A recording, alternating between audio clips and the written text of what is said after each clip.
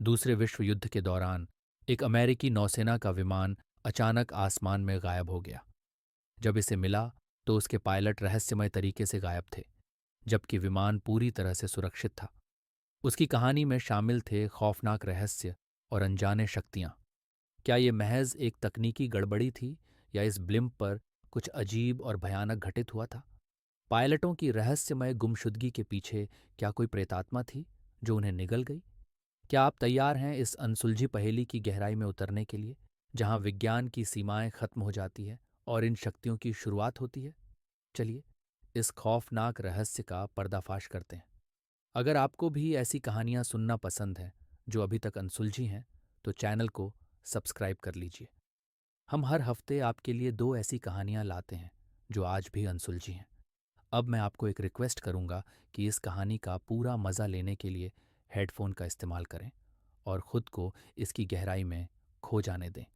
वापस आते हैं आज की कहानी पे। कहानी उस समय की है जब दुनिया एक भयानक युद्ध की आग में जल रही थी। 1942 में अमेरिका ने अपने सागर की रक्षा के लिए एक महत्वपूर्ण मिशन शुरू किया। एक विशाल अनदेखा विमान, जिसे हम ब्लिम्प कहते हैं, ने अपने दो पायलटों के साथ आसमान में उड़ान भरी। यह सिर्फ एक पेट्रोलिंग विमान नहीं था, बल्कि उस समय के खतरों का सामना करने के लिए एक हथियार था। लेकिन जब यह विमान वापस नहीं लौटा, तो सभी की धड़कनें तेज हो गईं। जब खोजी दल ने इसे खोज निकाला, तो जो उन्होंने पाया वह उनकी कल्पनाओं से परे था।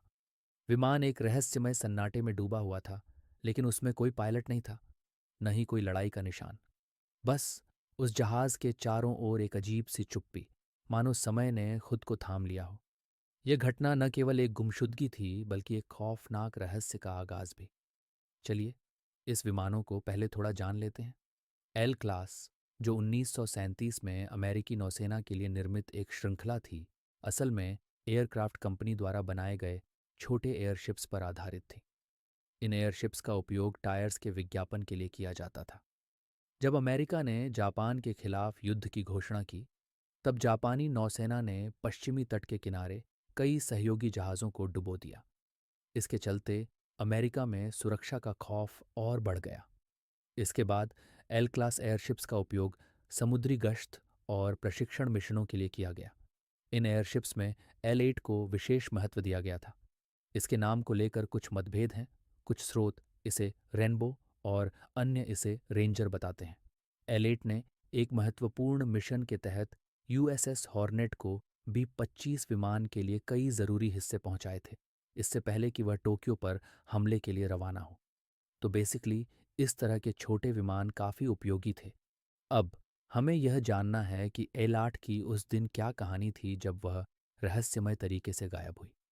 क्या यह घटना मात्र एक संयोग थी, या इसके पीछे कुछ और भयानक सच था?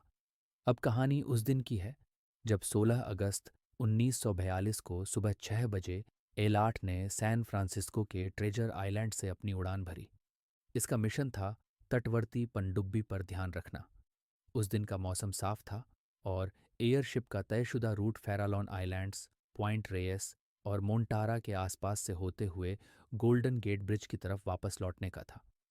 गोंडोला में 27 साल के लेफ्टिनेंट अर्नेस्ट डेविड कोडी और 35 साल के उनके सह पायलट एनसाइन चार्ल्स एडम्स थे। खास बात यह थी कि यह एडम्स की पहली उड़ान थी। सुबह लगभग 7:40 पे एल 8 के क्रू ने ट्रेजर आइलैंड से संपर्क किया और बताया कि उन्होंने फैरालॉन आइलैंड से 4 मील दूर समुद्र में एक तेल का धब्बा देखा है। एक लिबर्टी जहाज और एक मछली पकड़ने वाली नाव ने देखा कि एल 8 समुद्र की सतह से करीब 30 फीट ऊपर आ गई थी और तेल के धब्बे के चारों ओर चक्कर लगा रही थी। यही वह आखिरी बार था जब एयरशिप को क्रू के साथ देखा गया था। सुबह 8:50 के बाद ट्रेजर आइलैंड के कंट्रोलर्स का क्रू से संपर्क टूट गया। उसके बाद एल 8 ने अपने बैलास्ट को गिराया और पूर्व की दिशा में उड़ने लगी, जबकि उसका तय रूट उत्तर पश्चिम की ओर था। फिर सुबह 11:15 पे एल 8 अचानक फोर्ट फंस्टन के पास समुद्र तट पर दिखी, जहां दो मछुआरों ने इसे नीचे गिरते हुए देखा। लेकिन जब उन्होंने गोंडोला में झांका तो अंदर कोई क्रू मेंबर नहीं था। मछुआरे एयरशिप को रोकने में नाकाम रहे और ये फिर हवा में उठ गई और एक ढलान वाली चट्टान से टकरा गई। जिससे इसका स्टारबोर्ड प्रोपेलर टूट गया। इससे एयरशिप हल्की हो गई और फिर ऊपर उठने लगी। इसके बाद एल 8 ने हीलियम गैस छोड़ना शुरू कर दिया, जिससे वह धीरे धीरे एक वी आकार में झुकने लगी। एयरशिप सैन फ्रांसिस्को की सड़कों के ऊपर से उड़ती रही। लोगों का एक बड़ा हुजूम इसे देखता रहा। आखिरकार ये डेली सिटी में बेलव्यू एवेन्यू के एक घर के सामने दुर्घटनाग्रस्त हो गई। लेकिन सबसे बड़ा सवाल ये था, पायलट कहाँ गायब हो गए थे? जैसे ही L 8 दुर्घटनाग्रस्त हुई, पुलिस और सैन्यकर्मी तुरंत घटनास्थल पर पहुंच गए। गोंडोला के दरवाजे खुले हुए मिले और दुर्घटना इतनी हल्की थी कि क्रू मेंबर्स बिना किसी चोट के आसानी से निकल सकते थे। लेकिन कोडी और एडम्स में से कोई भी अंदर नहीं मिला। एयर, लैंड और समुद्र से तट की तलाश की गई, लेकिन पायलटों का कोई सुराग नहीं मिला और 18 अगस्त को खोज अभियान समाप्त कर दिया गया। प्रारंभिक अनुमान यह था कि कोडी और एडम्स ने समुद्र के ऊपर से कूदकर अपनी जान बचाने की कोशिश की होगी, लेकिन गोंडोला के अंदर तीनों पैराशूट और रबर की लाइफ राफ्ट सही सलामत पाए गए। इसके अलावा एयरशिप का रेडियो और इंजन चालू हालत में थे और कोई आपातकालीन संदेश नहीं भेजा गया था, जो यह संकेत देता है कि उनका गायब होना अचानक हुआ था। नौसेना द्वारा बुलाई गई जांच समिति केवल इतना ही निष्कर्ष निकाल सकी कि एल 8 न तो गोली से गिराई गई थी, न उसमें आग लगी थी और न ही उसने समुद्र से संपर्क किया था। कोडी और एडम्स पर किसी तरह के दुराचार का भी कोई प्रमाण नहीं मिला। 1943 में उन्हें कानूनी रूप से मृत घोषित कर दिया गया। आधिकारिक थ्योरी के अनुसार हो सकता है कि तेल के धब्बे पर धुआं चिह्न लगाने के लिए एक क्रू सदस्य ने गोंडोला का पिछला हैच खोला हो। फिर अचानक वह फिसल गया और लटकते हुए उसने मदद के लिए आवाज लगाई। जब दूसरा क्रू मेंबर उसे बचाने की कोशिश कर रहा था तो दोनों नीचे गिर पड़े। इस अचानक वजन कम होने से एयरशिप ने तेजी से ऊंचाई पकड़ ली, लेकिन आधिकारिक थ्योरी के बाहर कई तरह की अटकलें लगाई गईं।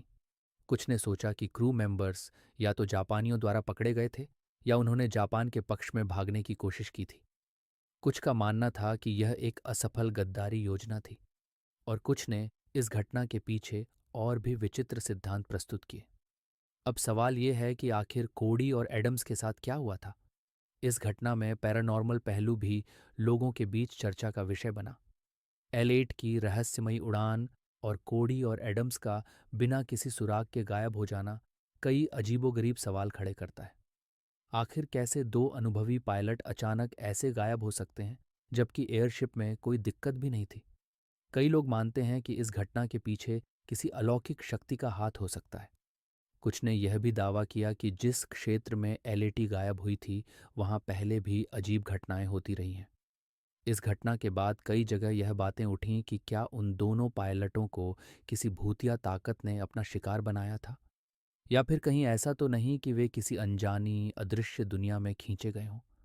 अजीब बात यह है कि एयरशिप के अंदर सब कुछ सही सलामत मिला, पैराशूट, लाइफ राफ्ट, रेडियो, लेकिन फिर भी न कोई लड़ाई का संकेत, न ही कोई संघर्ष। बस एक खामोशी, जैसे किसी अदृश्य ताकत ने उन्हें चुपचाप उठा लिया हो। कुछ लोगों ने इसे बर्म्यूडा ट्रायंगल जैसी किसी रहस्यमयी जगह से जोड़ा, जहां चीजें और लोग अचानक गायब हो जाते हैं। क्या इस रहस्य के पीछे कोई अलौकिक ताकत थी? क्या कोडी और एडम्स किसी परलोक की दुनिया में चले गए थे, जहां से वे कभी वापस नहीं लौट सके? या फिर यह एक भूतिया घटना थी जो आज भी अमेरिकी इतिहास के सबसे बड़े अनसुलझे रहस्यों में से एक बनी हुई है? L 8 को इस घटना के बाद जल्द ही मरम्मत करके फिर से सेवा में वापस लाया गया। युद्ध के बाद इस एयरशिप को गोदियर कंपनी को वापस बेच दिया गया और इसका नाम बदलकर अमेरिका रख दिया गया। यह एयरशिप गोदियर के ब्लिम्प बेड़े का हिस्सा बन गई और खेल आयोजनों के ऊपर उड़ान भरती रही, जब तक कि इसे 1982 में सेवानिवृत्त नहीं कर दिया गया। इसके बाद गोंडोला को फिर से L 8 के पुराने निशानों के साथ पेंट किया गया और इसे फ्लोरिडा के पेंसाकोला स्थित नेशनल नेवल एविएशन म्यूजियम में स्थायी रूप से प्रदर्शन के लिए रखा गया, जहां यह आज भी देखी जा सकती है। लेकिन इस एयरशिप की सबसे बड़ी पहचान अब भी उस रहस्यमय घटना से जुड़ी है जिसने कोडी और एडम्स की रहस्यमयी गुमशुदगी की गुत्थी को कभी सुलझने नहीं दिया। आज इस घटना को 82 साल हो चुके हैं, लेकिन कोई भी इसे सोल्व नहीं कर पाया आपका क्या मानना है? अगर आपको इस रहस्य के पीछे की कोई और थ्योरी पता है या आप अपनी राय देना चाहते हैं, तो नीचे कमेंट में ज़रूर लिखें। अगर आपको यह कहानी पसंद आई हो, तो मेरे चैनल को लाइक और सब्सक्राइब करें और घंटी के आइकन को दबाना न भूलें, ताकि आप अगली अनसुलझी कहानियों को मिस न करें।